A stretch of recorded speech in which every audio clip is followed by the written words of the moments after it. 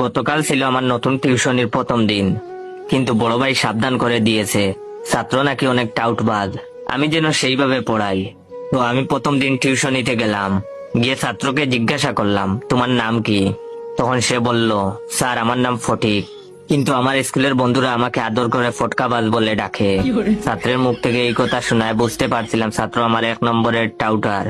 আমিও কম যায় না, আমি আমার ছাত্রকে বললাম, শোনো ফটিক, আমি খুব রাগী একটা মানুষ, তোমার মতো অনেক ফটকাবাজ ছেলেদের আমি পিটিয়ে মানুষ করেছি, তাই আমার সাথে কোনো চালাকি করবে না, প্রতিদিনের পড়া প্রতিদিনই শেষ করতে হবে।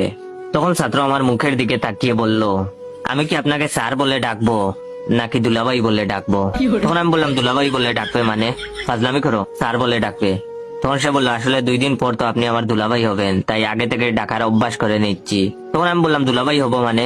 তখন সে বলল, স্যার আমার 3 বোন, 2 বোনের বিয়ে হয়ে গেছে, কিভাবে হয়েছে জানেন? তখন আমি বললাম, কিভাবে? তখন সে বলল, স্যার আমাদের পরিবারের আর্থিক অবস্থা তেমন ভালো না, তাছাড়া বর্তমানে মেয়ে বিয়ে দেওয়া অনেক টাকার ব্যাপার।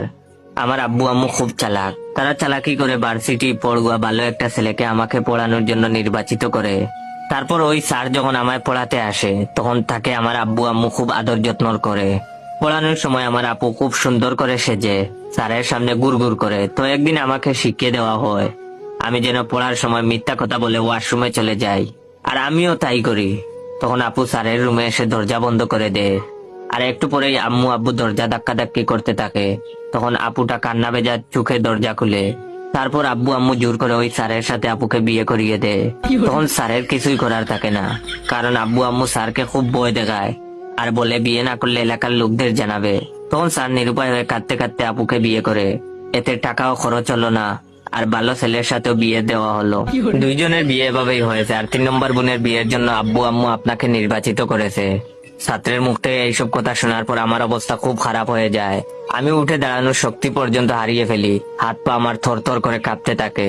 তখন ছাত্র আমার কানের কাছে ফিস ফিস করে বলল, স্যার একটু পর আপু আসবে, চা দেবার নাম করে আপনাকে দেখতে।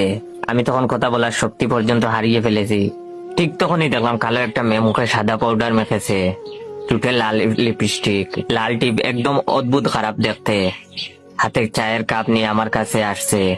ছাত্র তখন আমার আবার ফিস ফিস করে বলল, স্যার আমার আপু, তার সাথেই আপনাকে আব্বু আম্মু জোর করে বিয়ে দিবে। জানি না আমার তখন কি হয়েছিল, শরীরের সমস্ত শক্তি নিয়ে জুড়ে একটা চিৎকার দিয়ে জ্ঞান হারালাম। যখন জ্ঞান ফিরলো তখন দেখি ছাত্রের মা আমার মাথায় পানি ঢালছে, আর ছাত্রের বাবা আমার হাত পা মালিশ করছে। আমি তখন সোজা ছাত্রের মায়ের পায়ে ধরে কাঁদতে কাঁদতে বললাম, আন্টি আমায় মাফ করে দেন।